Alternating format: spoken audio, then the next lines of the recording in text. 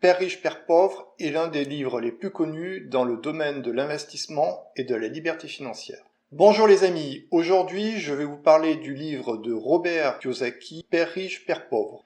Dans son livre, Robert Kiyosaki nous dit qu'il a deux pères, un père riche et un père pauvre. Les deux ont un bon salaire, le père pauvre est surdiplômé, mais aura des difficultés financières toute sa vie et ne laissera que des dettes à ses descendants. De son côté, le père riche a arrêté ses études en quatrième, mais deviendra l'un des hommes les plus riches de Hawaï et laissera un héritage de plusieurs dizaines de millions de dollars à sa famille. Tout cela peut paraître un peu caricatural, mais il y a quand même des idées très intéressantes dans ce livre, c'est pour ça que j'ai voulu faire une vidéo qui vous présente ce livre. Robert Kiyosaki commence par présenter la notion d'actif et de passif.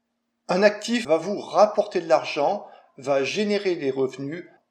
Grâce à un actif, vous allez mettre de l'argent dans votre poche. Alors qu'un passif va vous coûter de l'argent, va générer des dépenses. Donc c'est quelque chose qui va vous faire sortir de l'argent de votre poche. Prenons l'exemple d'une maison. Est-ce que c'est un passif ou un actif? Eh bien, ça dépend. Si vous l'achetez pour l'occuper à titre de résidence principale, c'est un passif. Car cette maison ne va pas vous générer de revenus, elle va par contre vous générer des dépenses. Vous allez devoir payer la taxe foncière, il va falloir faire de temps en temps des travaux, changer la toiture, refaire des peintures, etc., etc. Oui, ça va vous générer des dépenses. Cependant, je serai moins catégorique que Robert Kiyosaki. S'il est vrai qu'une résidence principale va vous générer des frais, elle vous permet également d'économiser un loyer. Si vous avez une résidence principale, ça vous évite de payer un loyer chaque mois. Donc je trouve que lorsque Robert Kiyosaki dans son livre dit qu'acheter votre résidence principale est un passif, c'est un petit peu plus compliqué que ça. Par contre, ce qui est certain, c'est que si vous achetez une maison et que vous la louez, alors c'est un actif. En effet, grâce à cette maison, vous allez avoir de l'argent qui va rentrer dans votre poche. Chaque mois, vous allez recevoir un loyer et même lorsque vous enlevez les dépenses d'entretien, le paiement de la taxe foncière, etc., cette maison, au total, va bien vous permettre de gagner de l'argent. Est-ce qu'une voiture est un actif ou un passif? Eh bien, c'est exactement pareil. Elle va vous générer des dépenses. Tout d'abord une dépense à l'achat et également bien sûr des dépenses d'entretien. Par contre, si vous êtes chauffeur de taxi, c'est un actif puisque grâce à cette voiture, vous allez pouvoir avoir des revenus. Il y a donc deux types d'actifs, ceux que vous utilisez dans le cadre d'une activité professionnelle, c'est par exemple le cas de la voiture utilisée par un chauffeur de taxi. Il y a également des actifs financiers qui peuvent correspondre à de l'immobilier physique, à des actions, à des crypto-monnaies, à des investissements en crowdlending, à des investissements en crowdfunding immobilier. Si vous ne connaissez pas ce type de placement, vous pouvez regarder ma vidéo sur la première brique où j'explique plus en détail ce qu'est le crowdfunding immobilier.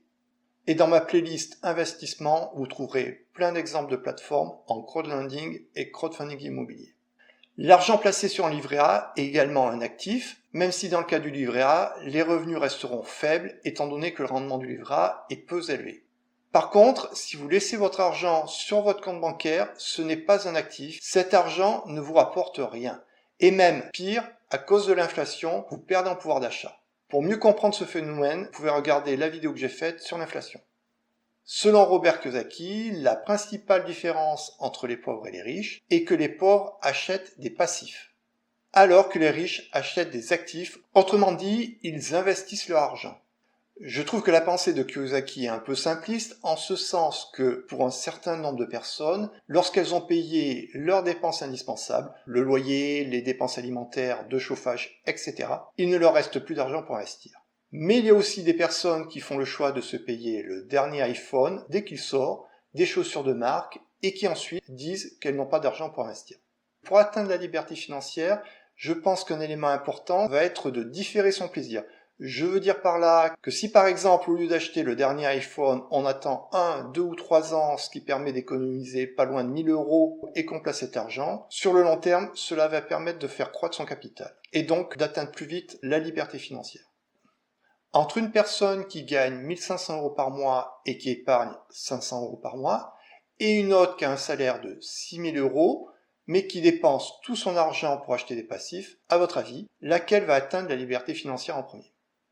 Alors je sais que ça peut paraître assez incroyable de pouvoir épargner 500 € par mois quand on a un salaire de seulement 1500 €, Et c'est vrai que du temps où j'étais prof et que j'avais des revenus pas très élevés, franchement, je n'avais pas ce niveau d'épargne. Cependant, vous pourrez trouver sur YouTube des exemples de personnes qui ont des salaires modestes et qui arrivent à pas mal épargner.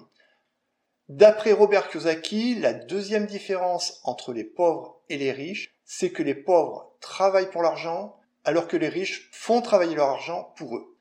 On est éduqué suivant un schéma dans lequel on doit faire des études longues, pour ensuite travailler pour un patron. Au total, j'ai fait 10 années d'études post-bac à l'université, en école d'ingénieur et à l'école nationale des impôts. J'ai réussi 4 concours de la fonction publique de catégorie A. J'étais professeur de mathématiques, inspecteur des impôts, puis statisticien à l'INSEE. Eh bien, je peux vous le dire, oui, cela ne m'a pas rendu riche. Et cela ne m'a pas donné non plus la liberté. Quand j'étais catégorie à l'INSEE, ma hiérarchie me laissait pas trop de liberté. J'avais l'impression que ma créativité était largement bridée. Donc, même si je pense qu'apprendre, avoir des connaissances est quelque chose d'indispensable, je considère qu'on ne peut pas être libre sans cela. Mais je pense également que le plus important, c'est de réfléchir par soi-même, d'analyser toutes les informations qu'on reçoit, car si on se contente d'accumuler des connaissances sans les analyser, on peut rapidement perdre sa liberté et n'être qu'un suiveur. Sur ce point, je partage donc l'avis de Robert Kiyosaki. Je pense en effet qu'on est trop formaté à voir le salariat comme l'unique moyen de gagner de l'argent. De toute façon, il faut bien comprendre que si votre patron donne un certain niveau de rémunération, ça signifie que votre travail lui rapporte bien plus que ce qu'il vous paye. Autrement dit, si vous aviez la possibilité de vendre directement le fruit de votre travail, vous pourrez gagner plus. Mais par contre, bien sûr, cela n'est pas forcément simple, et c'est aussi beaucoup plus risqué. Une autre idée du livre de Robert Kiyosaki, c'est que l'on peut gagner de l'argent avec ses idées. Ce chemin est moins suivi car il demande de l'audace, il demande de prendre des risques. Car si dans le salariat, vous savez à l'avance combien vous allez toucher à la fin du mois, à contrario, en tant qu'entrepreneur, vous pouvez très bien ne rien gagner et même perdre de l'argent. Cependant, il est bien sûr possible d'atteindre la liberté financière en étant salarié. Pour cela, vous pouvez chercher à économiser, à avoir un capital, l'investir, ce qui va vous générer des revenus passifs. Vous pouvez ainsi faire fructifier votre capital grâce aux intérêts composés. Je vais faire une vidéo sur les intérêts composés, je vous expliquerai en détail en quoi ça consiste. Abonnez-vous à ma chaîne si vous voulez la voir. Et donc, une fois que ce capital sera suffisant, il pourra vous générer suffisamment de revenus passifs et vous aurez atteint la liberté financière. Je vous rappelle que la liberté financière consiste à avoir un coefficient d'indépendance financière qui est supérieur à 100%. C'est-à-dire que ce que vous allez gagner en revenus passifs est supérieur à vos dépenses mensuelles. Un autre moyen d'atteindre la liberté financière, c'est l'entrepreneuriat. Soit vous arrivez à générer des revenus passifs, cela signifie que même lorsque vous allez arrêter votre activité, vous allez continuer à percevoir des revenus. C'est par exemple ce qui se passe pour une personne qui a édité un livre et qui continue à percevoir des revenus liés à la vente, même 50 ans après avoir écrit son livre. Et vous pouvez trouver beaucoup d'autres moyens de générer des revenus passifs.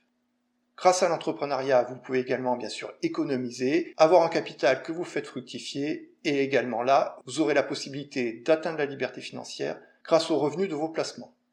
Selon Robert Kiyosaki, ce qui peut vous bloquer, c'est la peur. Soit la peur d'investir, soit la peur de créer son entreprise. Car la peur vous empêche d'agir et sans action, vous ne réaliserez jamais vos rêves. Je pense que le moyen de vaincre cette peur est de passer à l'action et cela peut se faire facilement en commençant à faire deux petites choses, des choses simples. Car c'est souvent le premier pas qui coûte, c'est pour cette raison que j'ai fait 2 vidéos qui vous montrent des façons simples d'investir 100 € ou 500 €. Certains investissements sont très simples à mettre en place, même pour un investisseur débutant. Pour atteindre la liberté financière, le facteur temps est crucial, car les intérêts composés deviennent vraiment intéressants seulement si on investit sur une longue période de temps. Donc si vous cherchez à atteindre la liberté financière, il faudra essayer d'investir le plus tôt possible, ce qui vous permettra de bénéficier de l'effet boule de neige des intérêts composés. Et un autre élément est important, le fait d'investir va vous apporter des connaissances. À juste titre, dans son livre, Robert Kiyosaki insiste sur la nécessité d'apprendre, d'accumuler des connaissances en matière d'éducation financière. C'est d'ailleurs le but de cette vidéo et de toutes celles que vous trouverez dans ma playlist sur la liberté financière. Alors que dans ma playlist investissement, c'est plutôt des vidéos qui vous aident à passer à l'action. Les deux sont bien sûr complémentaires. Dans son livre Père riche, Père pauvre, Robert Kiyosaki dit que les personnes qui évitent l'échec évitent le succès. Quand vous allez passer à l'action, bien sûr, il peut y avoir des échecs. Mais vous devez voir chaque échec comme un moyen d'accumuler de l'expérience. Cela sera possible si à chaque échec, vous essayez de vous demander pourquoi ça n'a pas marché. Et ainsi, à l'avenir, vous serez préservé de renouveler cette erreur. Et d'échec en échec, vous serez mieux armé pour prendre la bonne décision et pour atteindre la réussite. Si vous aimez cette vidéo, merci de la liker, cela aidera à la réussite de ma chaîne YouTube. Je termine en donnant mon avis sur le livre Père riche, Père pauvre. Je trouve qu'il contient des idées très intéressantes pour ceux qui débutent dans l'investissement ou qui visent la liberté financière. Et c'est bien sûr pour cela que je souhaitais vous faire une vidéo pour vous présenter ce livre. Cependant, comme beaucoup de livres de vulgarisation sur la liberté financière, il n'est pas très dense. Dans cette vidéo, je vous ai en effet résumé les principales idées du livre. Il ne me semble donc pas indispensable de l'acheter pour le lire. Je pense que c'est plutôt le type de livre qu'on peut écouter par exemple en conduisant ou en cuisinant, car il ne nécessite pas de gros efforts de concentration. Vous pouvez par exemple l'écouter sur Audible, vous trouverez en commentaire de cette vidéo le lien vers mon site internet sur lequel se trouve un lien qui vous permet d'essayer gratuitement Audible pendant 30 jours. Et en plus sur Audible, vous aurez accès à une vingtaine d'autres livres sur l'éducation financière. Donc si vous faites un essai gratuit de 30 jours, profitez-en pour écouter le maximum de livres gratuitement. Je vous ai fait une petite sélection de vidéos qui pourraient vous intéresser, n'hésitez pas à les regarder, elles doivent apparaître maintenant sur l'écran de fin, cliquez dessus. À la semaine prochaine pour une nouvelle vidéo.